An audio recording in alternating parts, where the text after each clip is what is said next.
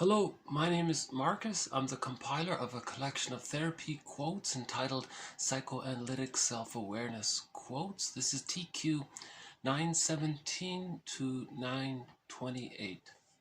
Therapy quote number 917. Repetition compulsion is never sufficient because the actions in the disguised form are a gesture. They're symbolic. Another reason for the repetitive nature of neurotic behavior, the ideas which we have formed as children about people or events which we couldn't correctly understand, cannot be corrected in the light of new experience by the more mature mind once they have been split off from the conscious part of the ego, relegated to the unconscious. It is primarily through the repression of our early experiences that we become incapable of realizing the satisfactions of maturity. So this adds to our collection of quotes on the repetition compulsion. A major thread in this series, the idea of repetition compulsion, if there is any kind. So in this series, we're focused more on the developmental trauma. And if there's any kind of trauma, the theory is the psyche seeks healness and wholeness. So it tries to relive or redo or remake or reface or re-experience to try to complete the ability of the mind to process the event, or master the trauma, or digest the trauma, or no longer feel afraid by the trauma, something like that, right? So as Mahler explains or theorizes that there's a difference between she says there's a difference between biological birth and psychological birth. So biological birth is a visible event, we see it, and then biological birth is more invisible, internal, and it's gradual over time. And she has this model of the sub-phases of the separation individuation process leading to the psychological birth. Right? So the first phase after birth is the stage of symbiosis, from birth to 6 months. If the child feels safe and warm enough in this extended womb, he hatches out of this womb. But this hatching process is gradual. Okay, so when he starts to hatch out, that's called the stage of differentiation, a huge accomplishment. Then there's the practicing subphase and the rapprochement subphase. And by the age of 3, the child condenses all of his satisfying memories of being loved and supported, and they become a part of his psychic structure called the holding interject, or the internalized good object, sometimes called how this grants the person a sense of ontological security, or a sense of self, or inner basic trust. And at that point, the child feels safe enough to know his real self, the part of him with various capacities. At that point, we say he's achieved a psychological birth. So he needs a secure attachment style to get to psychological birth, right? And with the psychological birth, he has access to the real self and the various capacities of the real self. For example, the real self allows a person a wide range of affect, aliveness of affect. If the person needs to mourn a loss later in life, the real self will allow the person the necessary affect to mourn the losses. Right? The real self allows the person to know their unique individual wishes. And then when a person expresses themselves from their uniqueness, it's meaningful for the person. It builds their self-esteem. They feel a natural feeling of that it's okay to express themselves. They don't feel guilty for being expressing themselves, or right? Rather than repeating the scenario of childhood over and over again, trying to master it. So a secure attachment style occurs if the satisfying experiences with the mother outweigh the frustrating experiences with her. Okay, that's enough. The mother doesn't have to be perfect, just good enough. That allows the child to feel safe enough to not be afraid of the mother. If he's not afraid of the mother, he can leave her. That's called differentiation. And he sees that his mother supports him and accepts that he's going to be psychologically autonomous from the mother. Okay, that's good enough. The child can differentiate, achieve the psychological birth, and be himself. But if the child is too frightened with the mother, he can't leave her. The more frightening the mother is, the more the baby needs the mother, the more the baby clings to the mother, and that's arrested development. He's stuck there. And that can take various forms. So if there's a developmental trauma, okay, meaning the fixation is at the rejection level of not getting enough love to differentiate out of the symbiotic orbit, that takes place in the first 6 months, or the fixation is where the child is fixated and not getting enough support to complete the separation individuation process, that's somewhere between 6 months and 36 months. Okay, in either two areas, that's considered a developmental trauma. Right? So if there's a developmental trauma, the person is going to somehow in his present life see the present through that lens of the developmental trauma, because the psyche seeks healing. So the child will project his memories, which are now fantasized personifications, okay. So all of the child's memories, the theory is they condense and they become fantasized personifications. The jargon for this is the internal object. So as mentioned in previous videos, if there's a developmental trauma, the child has an image of the mother as being satisfying, linked to a part self-representation as being satisfied and loved, a part representation of the mother as being enticing or alluring, and a part linked to a part self-representation of being allured and enticed and all that, and then a part representation of the mother as being rejecting, linked to a part self-representation as feeling humiliated and rejected and unwanted and all that. So you have these 6 imagos now, these 6 fantasized personifications. And the child's unconscious ego, okay, so Fairbairn has this thing called splitting of the ego. When there's a trauma, much of the child's ego gets submerged into the unconscious. Now this unconscious ego further splits off itself into an additional 6 mini-egos, and each of these little mini-egos become the minds of these fantasized personifications. Okay, so and now these 6 characters, let's say, each have a mind of its own, but this mind belongs to the person. So the person is relating inwardly, unconsciously to these 6 characters. Now that's soul fragmentation. The psyche seeks wholeness, so the person is going to project 1 or 2 or all 6, switch them around. He can project an image of the self, an image of the other, one of those. So there's 3-part representation of the self, the loved self, the enticed self, and the rejected self. There's 3-part representations of the other, the satisfying other, the alluring other, and the rejecting other. These 6 characters, let's say, the unconscious ego is going to get the person to see any one of these in any combination at any given time and switch them around onto others. Because the unconscious ego wants the person's conscious ego to see what his own unconscious ego is projecting onto others. Then the conscious ego becomes a caring witness to himself. Grief is healed when it's witnessed by a caring witness. So we want to witness ourselves. So if we have strong attitudes towards others in one way or another, any kind of extreme opinions or any kind of prejudicial opinions, that's the unconscious ego projecting one of these 6 characters onto non-threatening substitute others or any others.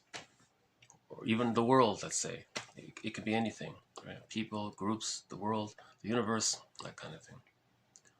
Right? If a person says the world is an unfriendly place, they might be projecting the image of the rejecting mother, the part representation of the rejecting mother onto the universe. Say the universe is an unfriendly place. What they mean is they're speaking on behalf of themselves when they were a baby, trying to say that their mother is being unfriendly during the times when she was unfriendly. So again, the basic idea is that while the baby's in the womb, he's one with other, mother, all that's around him. He's one there. Mother's grand, wonderful. At birth, okay, there are times when the mother's not available, misattuned, frustrating, unavailable, not offering her maternal reverie. The child thinks, what is this?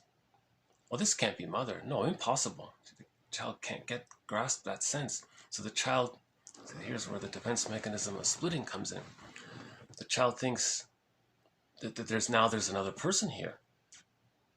So the child relates to the good mother, but when the same mother is being frustrated, the child thinks it's a different person. Jekyll and Hyde. He thinks it's two different people. That's called splitting. And he rejects and denies, disavows, splits off, disassociates this image of the unsatisfying mother as not being his mother. He thinks it's separate. That's called the defense mechanism. Splitting, hugely unrealistic, but it's forgivable because the baby can't handle the idea of the giantess in the nursery being, or the mother in the nursery being loving and frustrating. All he's known is bliss in the womb. He comes out, and then there's this harsh reality of mother being loving and frightening. So the baby splits this understanding of the other into goddess and demon. So again, the baby thinks in wildly exaggerated images because of his small size. It's called primary process thinking. It's just images. And we theorize because of the baby's small size and how helpless and how dependent he is. If the giantess in the nursery is rejecting, the child's memories of this, it's like this is an orgus, like a monster or a frightening creature or a witch, right? Now, this image the child creates is infused with the child's own anger. So now this image becomes even more wildly exaggerated. Okay, so something in a mythology character, it's a mythological character, a fairy tale character, something frightening. Any one of these frightening creatures. That's the theory. Huh? So we're calling these 6 character fantasized personifications imagos. They don't reflect the actual mother. It's a different world now. The child's relating to these imagos. It started off with the experience of the real mother, but the child wildly distorted it. Okay. But he does this temporarily. By the age of 3, things get sorted out with enough love. Those split images of the other come together, meld, and they form a brand new image of the mother as a human being, a realistic person who's loving and sometimes frustrating, but that's okay. So that's whole object relations. And the image of the self, those 3 self parts, loved, enticed, rejected, they come together to form a realistic image of the self. Okay, so this is the seed for mutuality in future life. It's object relating. The reality of the other as a person in their own right. The person regards the reality of themselves as a person in their own right. And there's that kind of mutuality there. Right. So if there's in the meantime, if the frustrating memories outweigh the satisfying memories, these splits don't get a chance to heal, and they're stuck there. Okay, that's arrested development, right? A fixation at the rejection level of either not getting enough love to differentiate, not getting enough love to allow the splits to come together, not getting enough love to complete the separation process. There's some kind of fixation there of not getting enough love and support to reach the psychological birth. This is painful for the psyche, for the person to have this internal object relations world. So may I refer you to all of the videos from 904 to the present. They all talk about internal object relations. So these 6 characters, our unconscious ego is relating to these 6 characters. Our conscious ego is relating to people in the outside world or objects in the outside world. And our unconscious ego is relating to these internal object relations world, these 6 characters.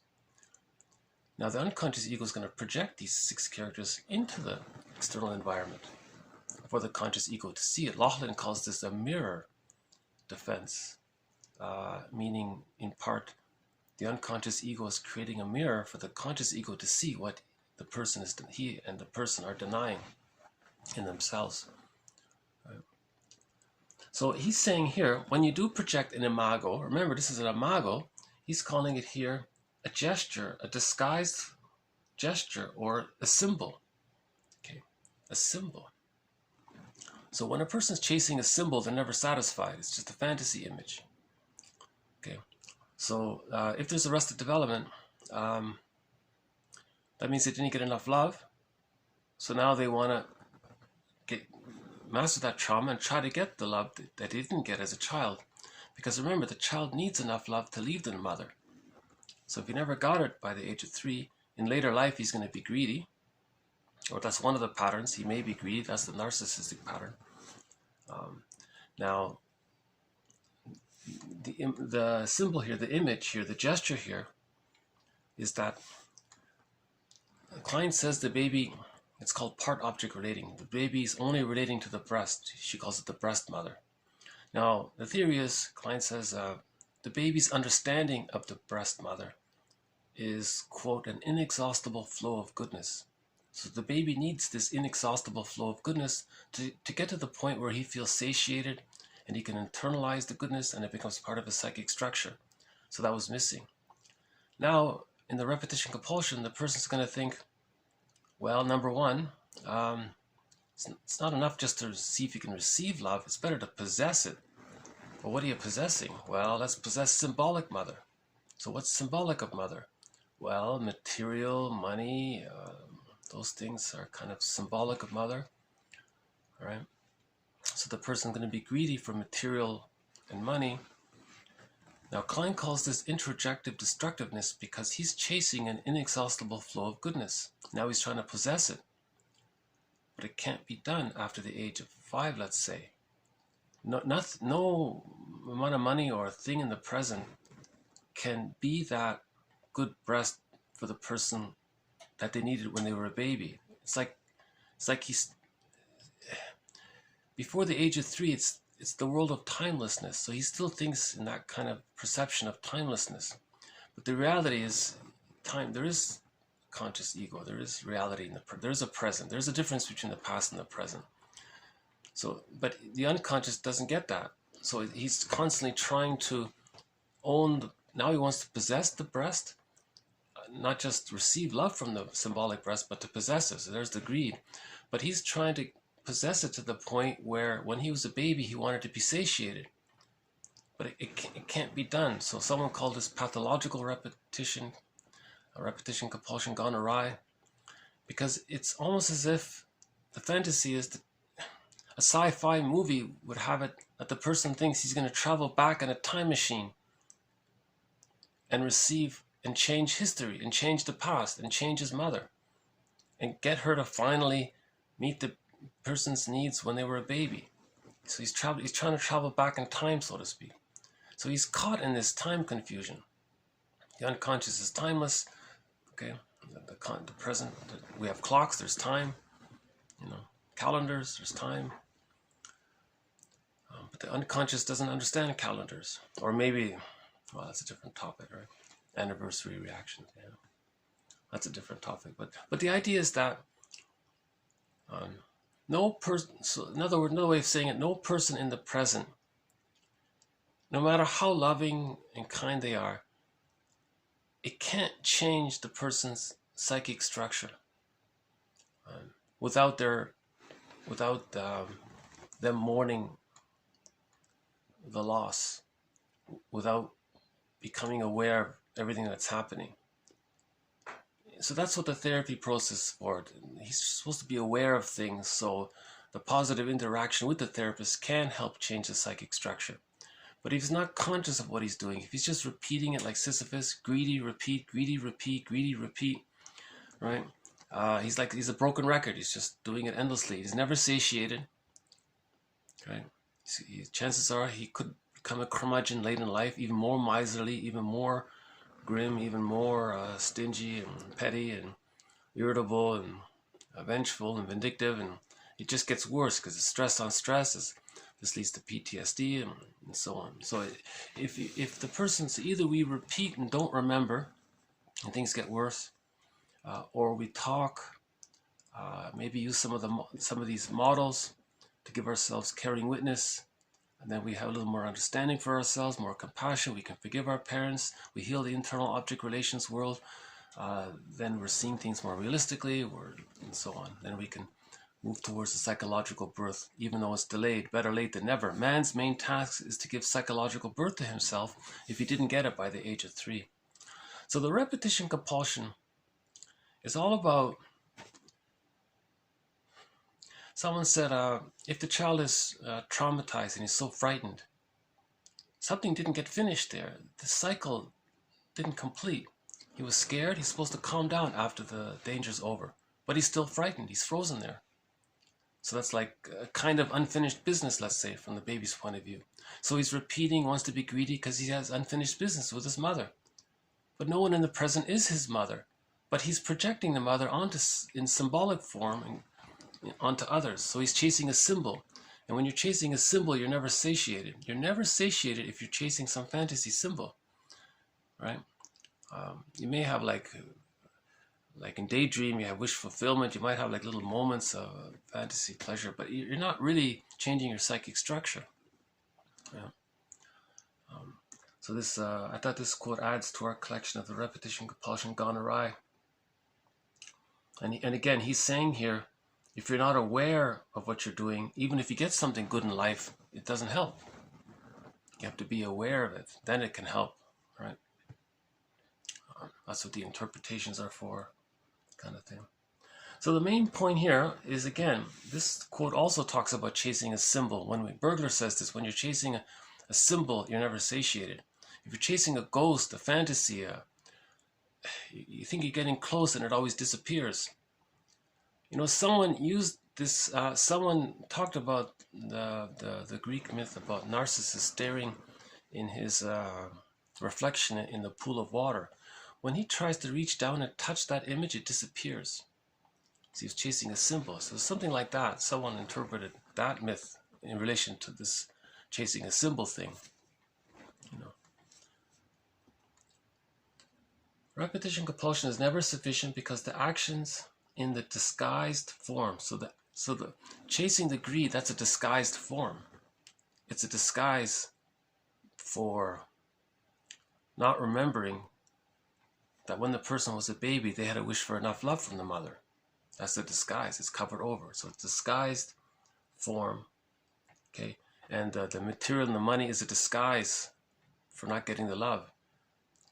See, it's okay. Again, he calls it a gesture.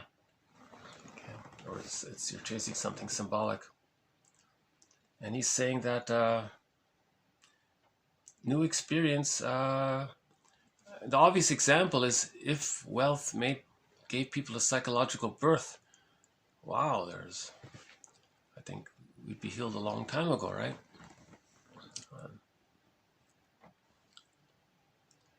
Very few wealthy people seem to have the psychological birth, right? If they're out there, let's see them. Let's have them talk. You know, maybe they should get on YouTube and make some videos or something. Michael Mead says we need more elders. Michael Mead says we need more of our curmudgeons to do the morning works and they can become an elder. He says we need more of our olders to become elders. You know. So again, becoming a curmudgeon means the person never mourned his losses. Arrested development doesn't allow mourning because the person is too bonded in this negative symbiosis, in this negative fusion with the mother. You can't mourn any loss if you don't have the psychic structure to mourn the loss. To get the psychic structure to mourn the loss, you need differentiation. To need differentiation, you have to differentiate from the mother. Get the key out from under mother's pillow, Robert Bly says. He's talking about differentiation, right? So to differentiate from the mother, the person has to give themselves enough love and understanding and forgiveness of the mother, because there's a huge unconscious ambivalence towards the mother. If there's a lot of unconscious anger towards the mother, which is split off and denied in that rejecting image imago, and the person's not aware of it, that means the splitting defense mechanism is still there.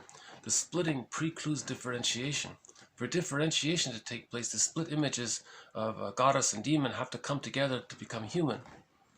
You know, so if these split images are still there, the person doesn't mourn losses. So Rinsley's quote is, splitting precludes mourning.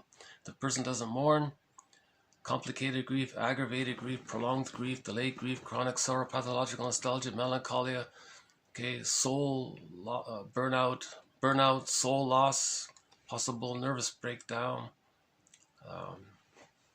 That leads to the symptoms of PTSD, and as one person said, to becoming a curmudgeon. He said it led to him becoming a curmudgeon because he didn't know how to mourn the loss, because he didn't know how to leave the mother, because he was too identified with her. He was fused with her. He actually even became her. In the narcissistic pattern, okay, that means the person identifies with the aggressor. They become like the mother. So they don't have the psychic structure. If the person becomes like the mother psychologically, they don't have the psychic structure to mourn losses. Because to mourn anything, it means you feel like you're losing yourself. So the person can't mourn it, so it's complicated. Right. So that's been one of the threads in this series, the defense mechanism of splitting, complicated grief, okay, as well as now we're adding another quote to our thread on the repetition, compulsion gone awry.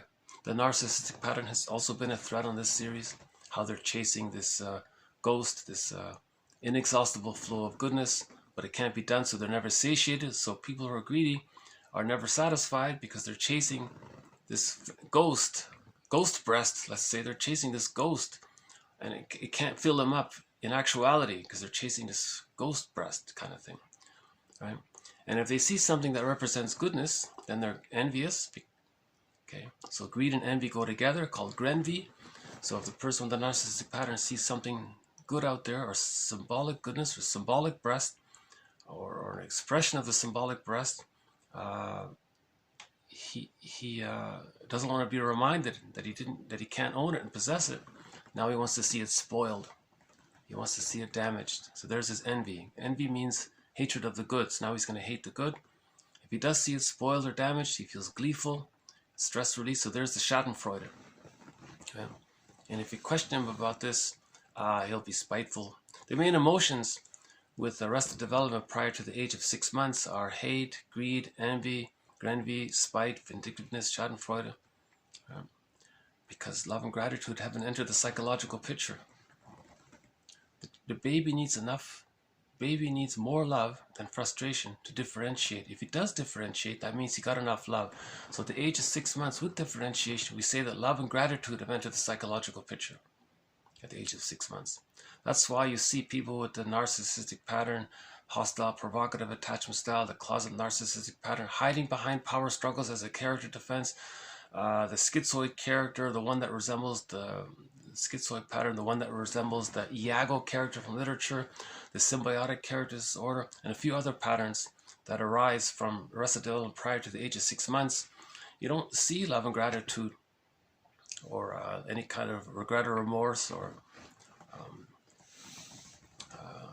you don't see them being thankful or being able to, or if they are thankful, it's cynical because it's part of a plan to be greedy or something. But it's because to mourn losses, again, you need the psychological birth and the real self. The real self has the capacity of mourning. The real self allows the person to mourn if they need to mourn. But to reach the real self, they have to reach the psychological birth. To reach the psychological birth, you have to differentiate out of the mother. But to differentiate out of the mother, you have to face the unconscious ambivalence. To face the unconscious ambivalence, you have to forgive the mother and learn about the mother. So we talked about some of that in previous videos. Okay, related to this, TQ 918. The origin of prejudice lies in the unconscious. The convictions of the prejudiced are clung to tenaciously, one could almost say desperately. Projection preserves the psychic balance, and it is for this reason that prejudices are clung to so tenaciously. Prejudiced thinking serves the individual as a protection from repressed memories. By projecting onto others via a rationalization, the individual escapes his basic conflicts of ambivalence. Okay, so there's that unconscious ambivalence. If the unconscious ambivalence is still denied, the person doesn't believe it, the person doesn't want to accept the idea that when they were the baby, the mother was misattuned, that the mother wasn't psychologically complete, that she couldn't offer a secure attachment style, right?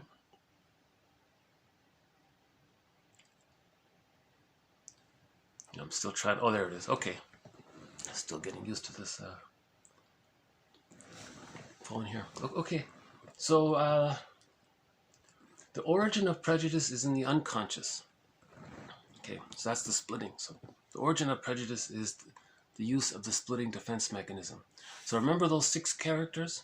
There's the image of the satisfying other and the image of the unsatisfying other, but this unsatisfying other image is subsplit into the enticing and the rejecting. Okay. Now, the psyche seeks wholeness. So the unconscious ego is going to project the rejecting image, right, or the enticing image, or the satisfying image, any one of these 3. So if a person has exaggerated opinions about someone in the present as being a goddess, a seductress, or a terribly frightening person or whatever, right? That's a sign of the splitting defense mechanism. People are people. Love your neighbor with your wounded heart. Understand people. So you have to, right? Everyone's caught in their existential dilemma. We're all humans with our wounds. All humans come out of the womb too early, so we're wounded. So we use psychological movers to survive our childhood. So we're all in the same boat that way. It's just we have to remember that. But if we forget that, then we use these labels: goddess, seductress, frightening thing, person, other, whatever, right? That's the sign of the splitting defense mechanism. Okay, so that's what he means by the origin of prejudice is in the unconscious, because the unconscious ego is projecting one of these 3 characters onto others. Usually they project the frightening, the rejecting image of the mother onto non-threatening substitute other. So that's prejudice there. And now they're suddenly angry at this non-threatening substitute other. What's that about? This person has nothing to do with, this person had nothing to do with your babyhood time at the breast with your mother. This person is not your breast mother. This person has nothing to do with that. You're in a time confusion there. But the person will lie to himself and say, no, this is the, right? So he'll use rationalizations and not be aware that he's lying to himself. Yeah, and right. So that's the prejudice comes from this projection. Because the baby originally couldn't protest against the mother. Now as an adult in the repetition compulsion, he wants to protest against the mother. So prejudice is protest against the mother. It's a symbolic, in symbolic form, disguised form, right? Or in some kind of negative magic gesture. He's trying to travel back in a time machine to express his anger at his mother, but he can't. So he's projecting his anger at his mother to some non-threatening substitute other. But the mother doesn't hear it, she's not around, doesn't affect anything. It's unconscious. So either we repeat, but the positive intention of this confusion is the psyche seeks wholeness. The psyche is doing this for the person to see what he's doing himself. It's called a mirror. You look in the mirror and you heal the man you see in the mirror. You want to heal yourself. So the psyche is creating this mirror. He's creating these strong attitudes like a mirror for your unconscious projections. So remember, projection is something you don't know about yourself and then you say it belongs to someone else. Okay, so projection is confession. Prejudice is confession of the unconscious ambivalence towards the mother.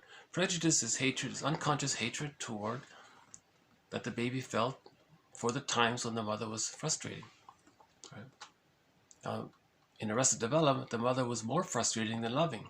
So that didn't allow, that caused the Arrested Development. So there's a lot of stress and anger there. Right? So prejudice comes from a lot of that. And the person will have these rationalizations, some excuses. He'll lie, he'll make up any excuse of why this non-threatening substitute other is whatever they want to say it is. You know, what they've done in the unconscious realm is projected this frightening image, imago, whatever it is, whatever form that takes. They projected it in their unconscious fantasy onto the non-threatening substitute other. Now they feel some of the emotions of anger towards their mother. They're displacing it, they're transferring it, it's misplaced, wrongly placed, pathological repetition, compulsion, right? Secondary delusion. But now he's going to create, but he wants to express his anger towards his mother. How's he going to get away with it? What's he going to do? He has to use some lie. He has to rationalize. He has to use convincing argument to trick his brain, and hopefully trick others and those around him of why he's angry at this non-threatening substitute other, right? So then you get into logical fallacies and false logic and superficial logic and equivocation and circular reasoning and straw man arguments and red herrings, and you're getting into all of this. The best way to tell a lie is to include a few little crumbs of truth, so you're tricking yourself and others. A half-truth is the father of many lies. Sins of omission, you could lie by not including important information, by misleading and cherry picking, use equivocation. You can misleading and innuendo, and there's so many ways. It's quite the catalog. Apparently, you can get a PhD in rhetoric to study all this. So there's a lot of ways a lot of devices a person can use to lie to themselves to preserve the denial. They want to preserve the splits because they're not aware that the splits are there. That's why we have this model of the internal object relations world, to understand that, to recognize, to conceptualize the concept of the splitting defense mechanism that the baby uses to survive the giantess in the nursery when she's frustrating. We have this model for this, right? Okay, Fairbairn, Melanie Klein, Margaret Mahler, Edmund Bergler, James Masterson, and Karen Horney. So we're using these 6 theorists, trying to synthesize it, or each model overlaps to some degree, and they help each other and support each other. So we have these models to help us understand the concept of unconscious ambivalence. Right? So once we face the, so that's the goal, to face the unconscious ambivalence. Yeah. So Bergler says he's always confronting the rationalizations. Really? You believe that? And so he can catch all of these false logics and false lies and things. The person is tenaciously, he wants to believe these false lies to himself, because if he doesn't believe it, that means he has to face the unconscious ambivalence with the mother, and that's painful. It's painful to be reminded that when they were a baby they were unloved. They have to deny it. So rationalizations and splitting and projection helps to deny it. Defense mechanisms deal with anxiety. There's a lot of anxiety the baby feels, and it's frozen there. The person still is living with that. So the unconscious is dynamic, it's alive, it's not static, it's dynamic, it's still living there. There's a relationship going on in there. That's the theory about that. Okay, so we added a little bit about the repetition compulsion, chasing a symbol, a little bit more about the prejudice. That's one of the threads in this series, the rejecting image of the frustrating mother onto non-threatening substitute others. Sometimes you want to coax the other to play that role, so it helps to serve your rationalization. It helps you to believe your own lie, that the other person is so horrible, right? That preserves the split. Splitting precludes mourning. When you project, you're still preserving the splits. You're not facing the splits, right? If you're not facing the splits, you're still in complicated grief. You're still trapped in the blind alley of the repetition compulsion, right? Okay, the next one here. Dysfunctional behavior indicates that the psychic processes, which are a dynamic expression, which determine behavior, are not functioning harmoniously. Yeah, I don't know much about this author. He's a little bit famous about juvenile delinquency, and he's saying the reason for juvenile delinquency is that the internal object relations world it's not harmonious inside. What he's talking about is the frustrating memories of the mother outweigh the satisfying memories. So there's no harmony there. There's this, it resembles a fairy tale and a myth in the unconscious psychic world. That's what myths and fairy tales are for, to describe this lack of harmony within. Myths and fairy tales describe the inner world of psychic trauma for the baby. Right? Because the main psychological pattern in myths and fairy tales are this fairy godmother and the evil witch, or the good god and the bad god. You have this constant representation of the memories of the mother as being loving and the memories of the mother as being alluring and rejecting. And the person is trying to find some inner reconciliation, inner peace, inner harmony. Right? So when there's a wedding at the end, that means he achieved that. Right?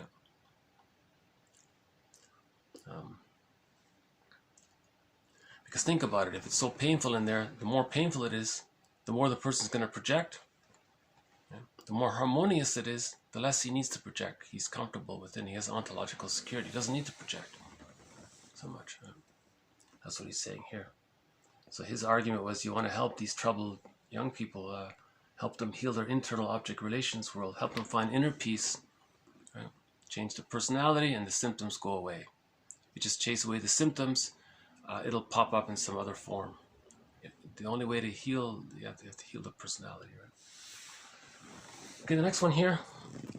There are dramas which would be quite unintelligible except for what goes on behind the scenes. The human mind is such a drama. What is enacted on the stage in the full light of consciousness are only detached fragments and scraps of the personal mental life that would be inconceivable and indeed impossible without taking into account what occurs in the wings, which are unconscious processes. This was his metaphor that let's say you're in the theater and you're watching a play and you have no idea what's going on, and then someone pulls the curtain behind it, and then you see what's going on behind there, and then you understand what's going on the stage. So that's his metaphor for the mind. So what you think you know, and you don't really know yourself, but if you look in the unconscious, that's in the wings, right? Unconscious process, then you understand your conscious better. So you understand your behavior and you understand yourself more when you look behind the curtain and you see the unconscious processes. So that was his little metaphor. That's an old one, like from the 1800s. It's an old one. It was quoted in a Frenzy found this quote from some other author. Interesting idea, right?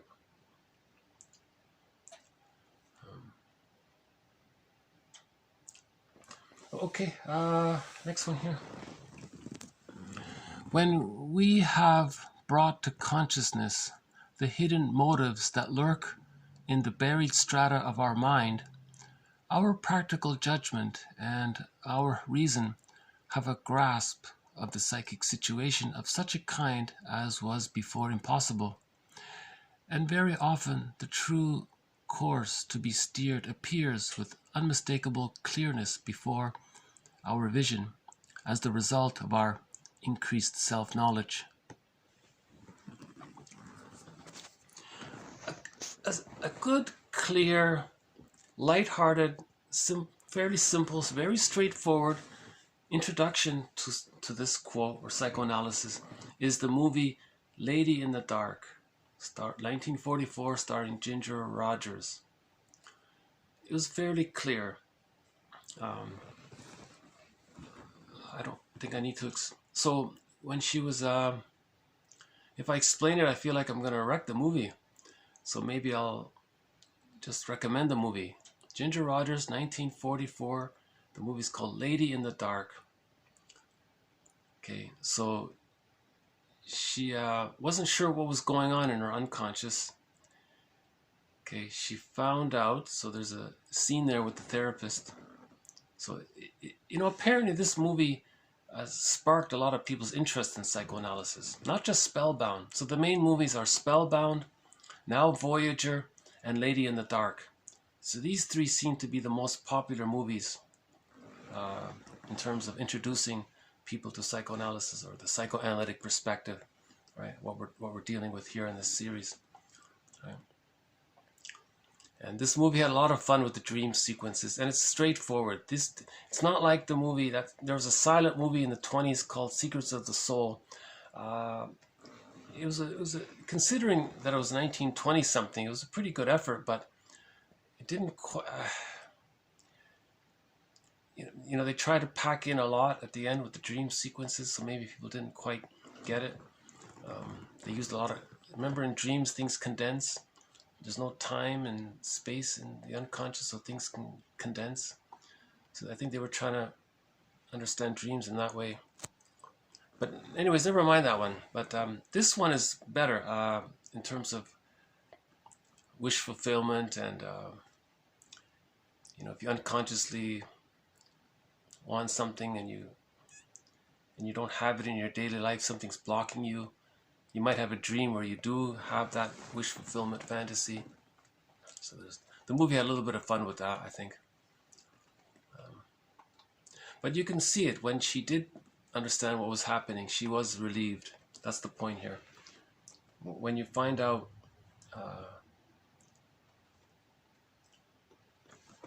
see, what was good about that movie was she was conscious of what the therapist was saying. She was aware of it.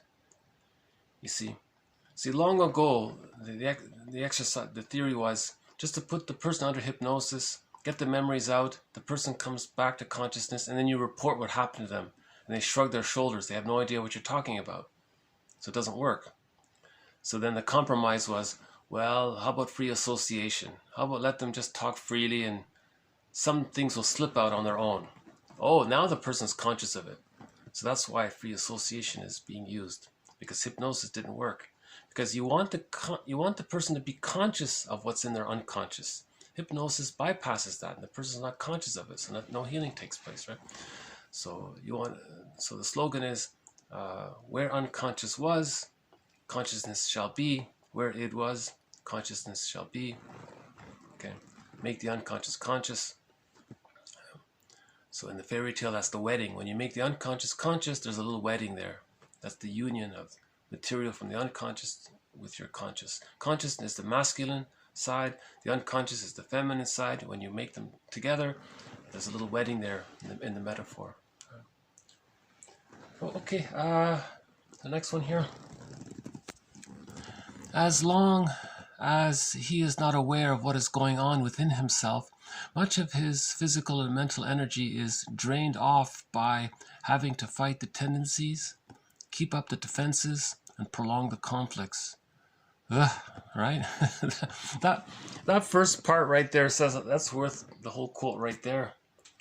So if you're caught like Sisyphus in the repetition compulsion, doing the same thing over and over again, projecting the boogeyman onto non-threatening substitute others, or searching for a goddess to meet your needs you didn't get, or idealizing but you're afraid, if you're constantly trying to relive, recreate, re-experience your childhood in some kind of symbolic form, but you're not aware of it, it's taking up a lot of energy, it's draining, and it's like Sisyphus, you see.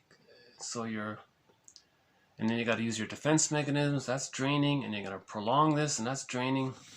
But once he understands himself, his energies are released. He is better able to handle himself and his problems, as well as the strains that arise in his environment. The purpose of psychoanalysis is to explore these unconscious factors in your life from the earliest days of your development, in order to determine which factors have been operating all along in disguised fashion to produce your present unhappiness, maladjustment, and symptom formation. His symptoms were merely ghosts of his past. Brought out into the daylight of understanding, they lost their force and gradually disappeared. That's not a bad quote, yeah. So that's one of the threads in this series, compiling people's different definitions of the psychoanalytic perspective.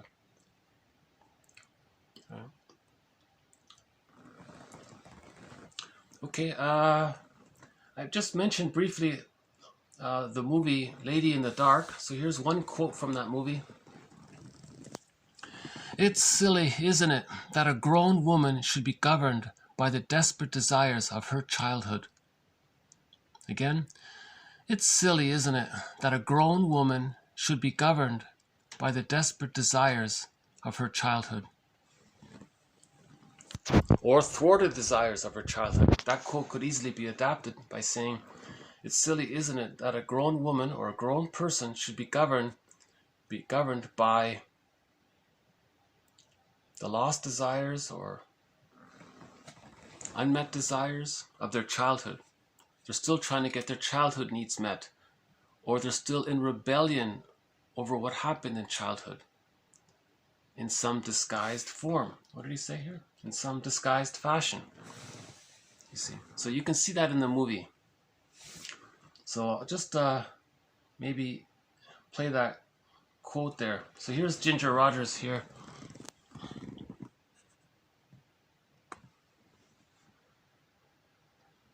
Silly, isn't it? That a grown woman should be governed by the desperate desires of her childhood. Okay. Sorry about the volume. It's on max volume. For some reason the volume isn't very loud here. I can maybe try it again.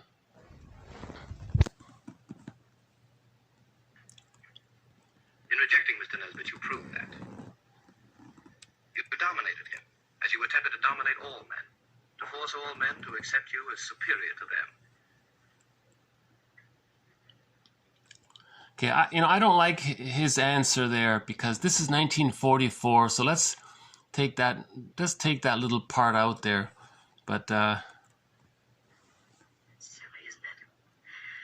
That a grown woman should be governed by the desperate desires of her childhood.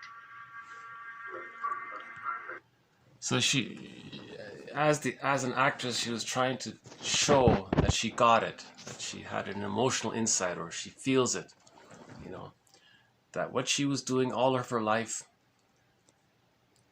was out of a rebellion in childhood. Something happened in her childhood,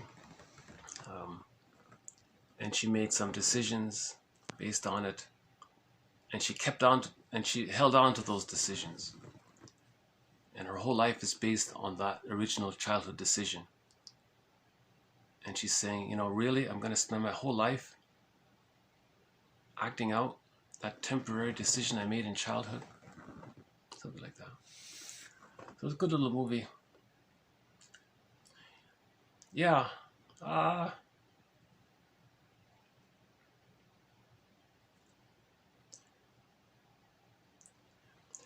Maybe someone will argue about his advice the therapist was giving. He was trying to offer a little balance, maybe, or maybe it was his way to help her get in touch with something about herself that she wasn't aware of. Maybe what he was saying isn't meant to be taken too literally. At the same time, this was 1944, so keep that in mind if you're going to see the movie. Yeah, so the full movie's been posted here.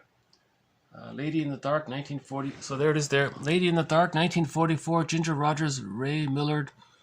Okay, somebody posted it just last month. Yeah. See, someone just posted it. It has over 1,000 views, so it's a well-known movie. It's not a bad little movie.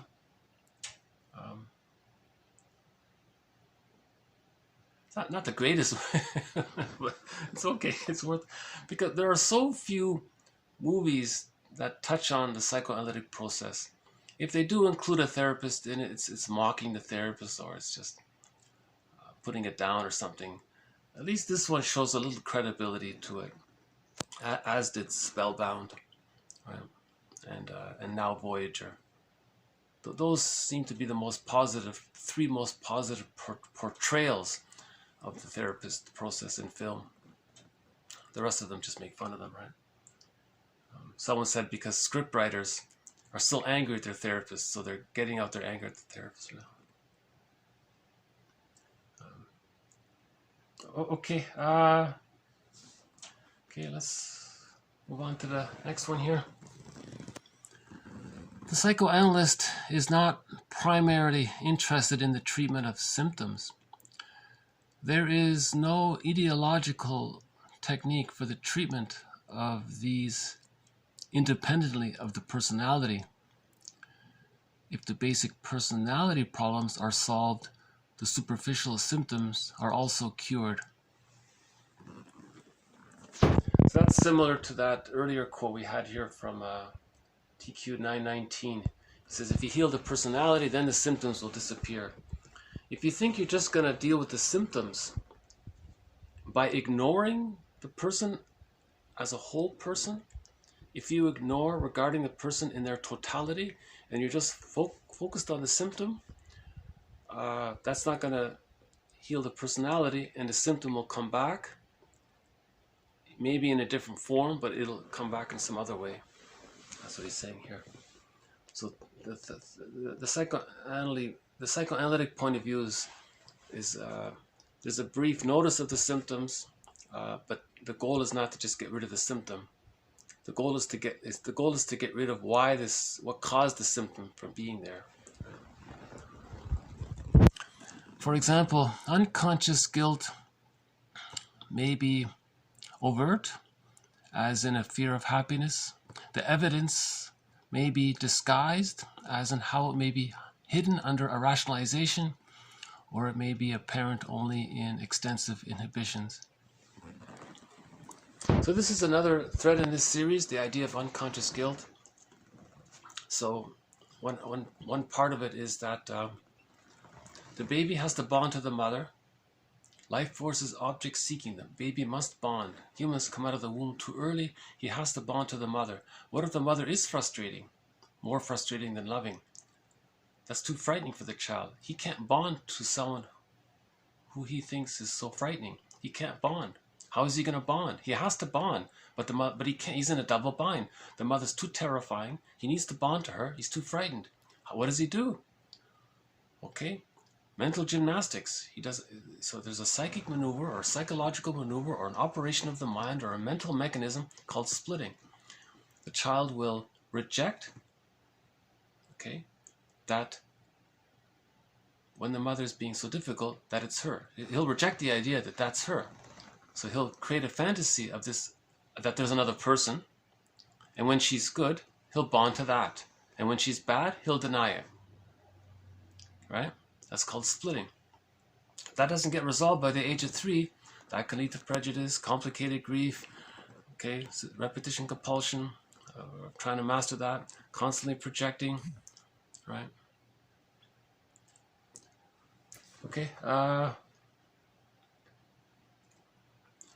Another aspect of unconscious guilt is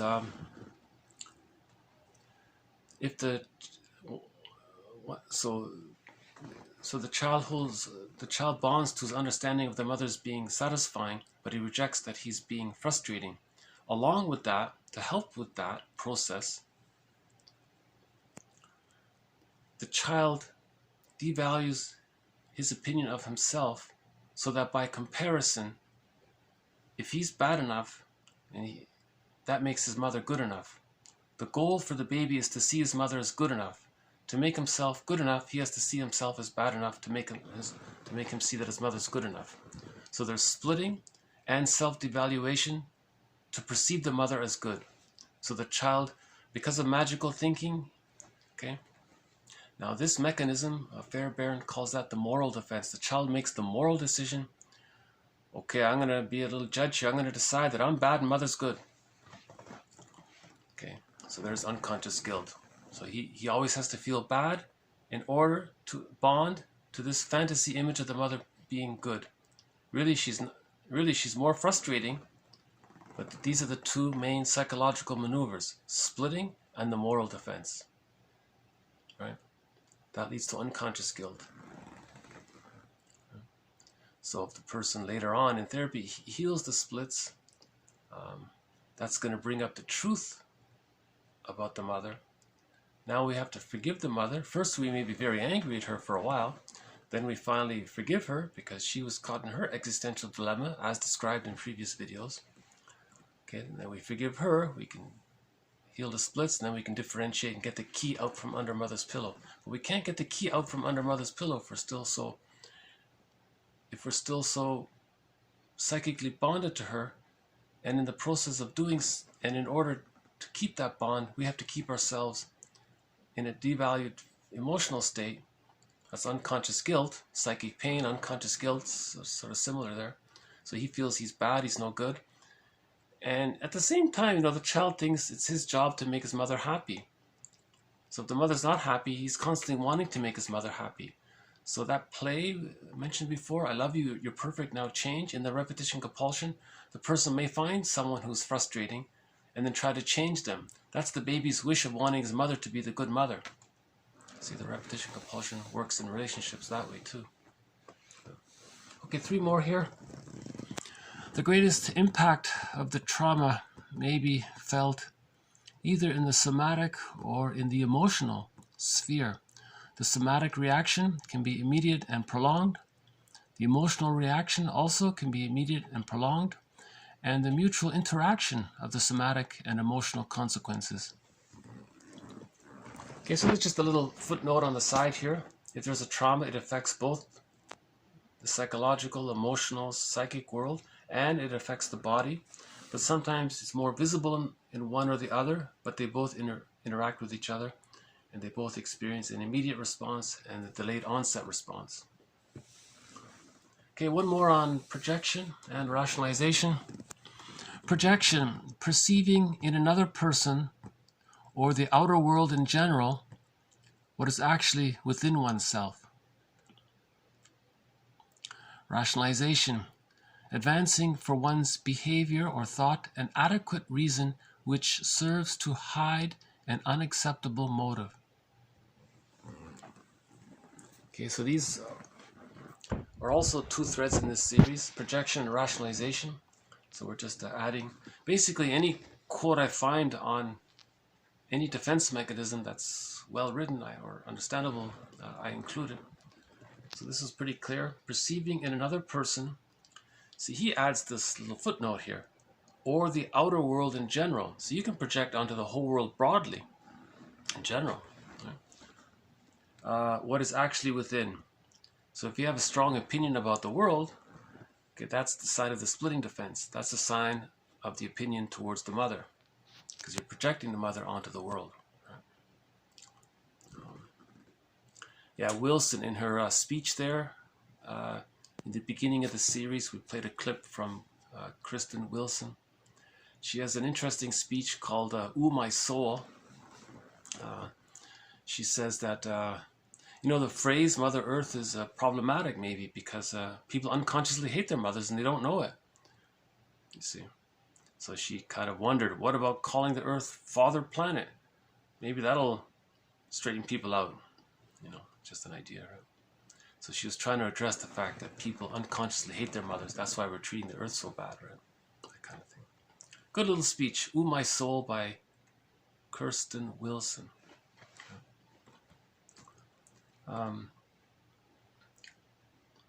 Okay, rationalization, again, long lies, false logic, excuses, self-deception, deceiving others. It can be very convincing. You want to make it believable. If you appeal to other people's unconscious in the process, they'll want to believe it. You know, I think someone said it. There's one quote about advertising. A successful ad sells to your unconscious wishes. If it meets your unconscious wish, the ad is successful, kind of thing. Or if it appeals to your unconscious fantasy, the ad is successful, they say. Advancing for one's behavior. So think about the prejudiced behavior. If the person wants to convince himself and others why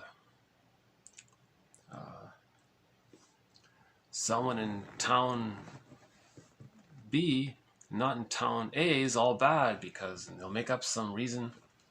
And you're confused. What, really? It doesn't make sense. We're all humans. We're all cousins. We're all brothers from another mother. What are you thinking here? Well, his agenda is to express his anger towards his mother, but he doesn't know it. He's unaware of it. And he's eager to express his anger towards his mother because that's the repetition compulsion gone awry. As a baby, he couldn't express his anger at his mother. He didn't have the vocal skills, didn't have the motor skills. He couldn't leave. He couldn't protect himself. He was helpless and dependent and enraged. Now, as an adult, he wants to somehow express his anger towards his mother, or he wants to communicate his anger towards her. So Bergman calls that a negative magic gesture. Right? Chasing a symbol. Now, how is he going to convince himself that he's finding some way to express his anger towards his mother and not be aware of it? Because the idea is he wants to not be aware of his anger towards his mother, and at the same time, he wants his cake and eat it too. He wants to express his anger at his mother. You see? So that's what rationalizations are about. Okay, one more on, last one here. We'll do one more on transference. Transference comes when the client begins to use the analyst as a substitute for the people or some particular person to whom he has reacted strongly in the past or is still reacting. Thus, the causes of his self-defeating life are gradually exposed, and as the connection with present difficulties is traced, and brought to his understanding, the symptoms begin to loosen up and disappear. In that movie, Lady in the Dark, she was given an interpretation, and she did seem lighter, she did seem happier, right? She was smiling more and all that. And so again, an interpretation is you delicately, he says you're delicate, right? You have to find a delicate way of articulating, assuming the relationship is good, assuming the timing is right, assuming the wording is right. You want to be able to help the person be conscious of how what they're doing regularly in their life resembles what happened in the past, and how it resembles what they're doing in the here and now. Okay, so regularly they have this issue in their life. This started back when they were 2 or 3 or 4 or 5 or 1 or at birth, whatever. And that's why in the present they're doing such and such. And they can see that they're doing it in the present. They're doing this such and such in the present. That's that. So they're conscious of it. You see, that links the conscious and the unconscious. What they're doing in the present is conscious. What they do regularly in their life is sort of conscious or pre-conscious, kind of halfway there. And then what he doesn't know about his childhood, that's the therapist, that's his job. The therapist's job is to see the unconscious in action. So the therapist sees the unconscious, the client sees his conscious and pre-conscious, and you put it all together, and that can relieve the symptoms, he says here. So it's an art. It's an art to do that. Therapists are considered a kind of they're almost like poets in a way, to do that. Most therapists have a PhD in English literature. They have advanced language skills, very advanced language skills. They have a good heart, and the condition to be a therapist appears that they've gone through the process themselves. So when they see others going through what they're going through, the therapist has empathy because he was there and he remembers going that way. That's a prerequisite to be a therapist. They have to go through that process.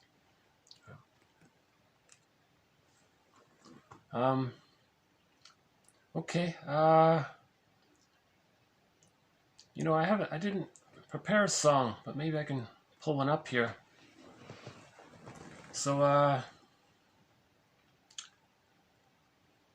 have to choose a song that's not going to get blocked, but some songs get through, and some songs I have to go back and mute.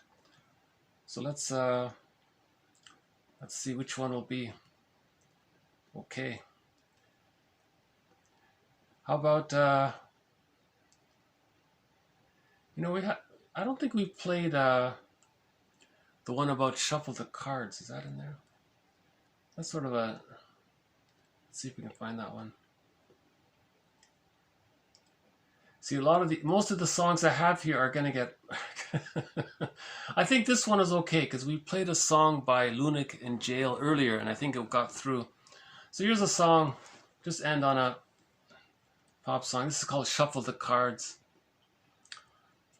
I found some stability after years and fears of moving on. Live it right. How hard can it be? You've left without apology. Well, I'm still here and I believe more is out.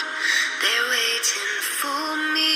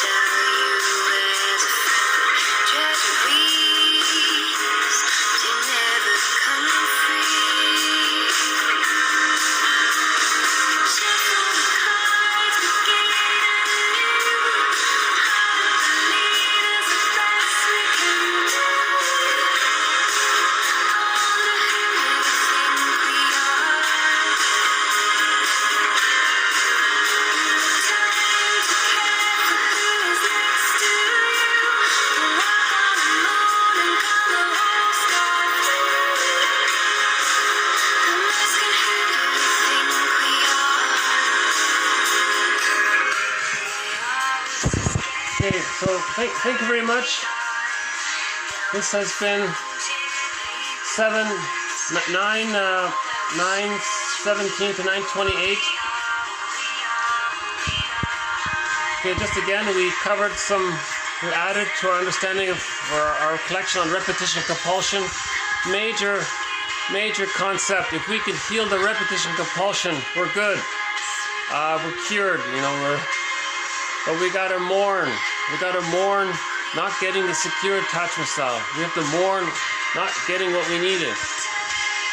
So we have to face the unconscious ambivalence, forgive our parents, and be our own caring witness. Grief is healed when it's witnessed by a caring other.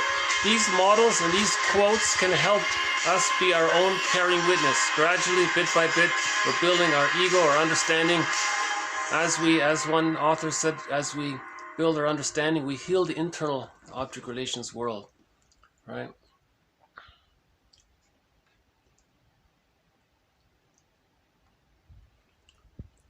Okay, and again, the idea about the repetition compulsion is that whatever you're projecting the symbolic breast, you're projecting the frightening other, you're chasing a symbol. And if you're not aware of it, you're going to be tenacious, because it's a repetition compulsion. Life force is object seeking. Your life force, your energy is chasing that breast, or the frustrating image of the breast, the creature. It's the breast. It's your anger at the breast. That creature, that frightening image of the rejecting mother is your anger at that image is a composite of the love you need and your anger at that breast. So you're chasing either a loving breast or an angry breast, but it's your own anger. But this is a ghost, this is a phantom, this is a fantasized personification of a memory. Right? So that's why it's called pathological repetition or secondary delusion. Person can spend their whole lives doing it, and late in life they're a curmudgeon. What happened? They weren't conscious of it. These models and these quotes can help build our consciousness. We're trying to make the unconscious conscious. Right? And the second part, so when we're chasing the loving breast, that's the greed. When we're chasing the breast that looks frightening, we're chasing our forgotten, our unmet ability to be angry at our mother when she was frustrating. That's all it is, So it's a huge relief to kind of get to that place, Like in the movie, Lady in the Dark, she kind of represented that. She got some understanding and she was changed, It does happen,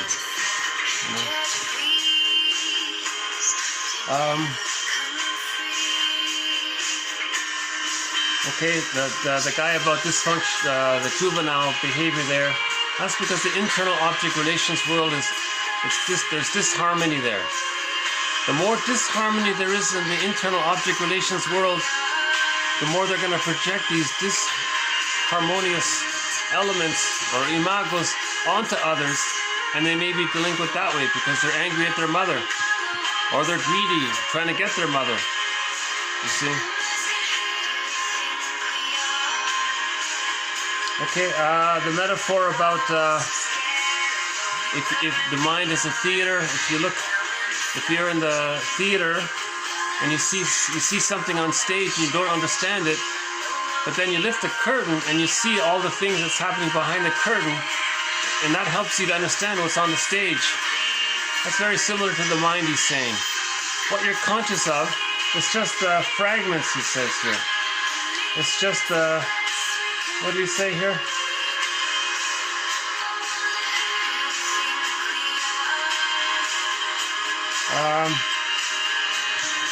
He says it's just portions or fragments.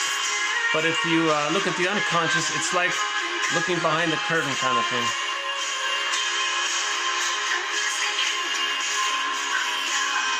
Okay, the next one was the idea that being engaged in the repetition compulsion gone awry is draining. It is tiring. That's why it can lead to burnout and soul loss and the symptoms of PTSD if we're constantly repeating. Right?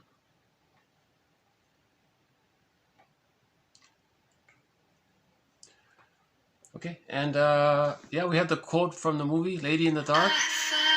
It's silly, isn't it, she says, that a grown person should be governed by the desperate desires of their childhood. It's silly, isn't it, that a grown person should be governed by the desperate desires of their childhood. That's a great line. I don't think I've seen this movie quote anywhere else. So this is a first, right? Yeah. That's a good quote. Let that sink in. It's silly, isn't it, that a grown person should be governed by the desperate desires of their childhood. Their childhood. You're a grown person now. Childhood past. You see, we live in two worlds. Okay, the therapist is not too focused on symptoms. Heal the internal object relations world and the symptoms go away.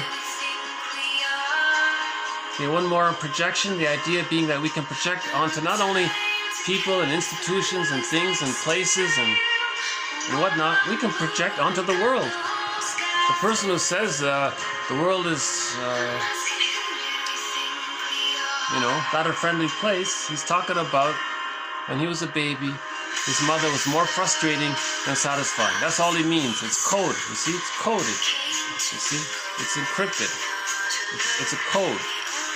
Him saying the world is not friendly is code for when he was a baby, his mother was more frustrating than satisfying. Rationalization. Oh, but then he'll use rationalization. He doesn't want to admit that. So he'll cherry pick some reasons. Well, you can see this, you can see that. And there's some truth to it. To make a rationalization convincing, you want to include some truth to it. Right? Otherwise, it's too easy to dismiss. You have to confuse people with a little bit of truth to it. Right? And confuse the self, of course. And one more on transference here. You project someone who was important to you in your childhood into the therapist in the present, and you're reliving the childhood past in the present. The therapist offers what's called a transference interpretation. You're doing this now, just like back then, kind of thing.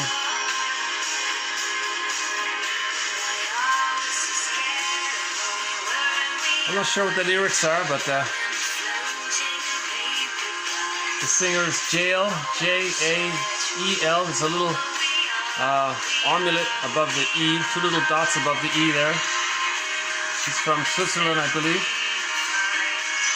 She was a guest singer for Delirium. We haven't played it yet, but there's a very good song by Delirium called After All, the acoustic version. Jael does the vocal for it, so we'll play that in the future video. That's how I learned about Jael, through that song, After All.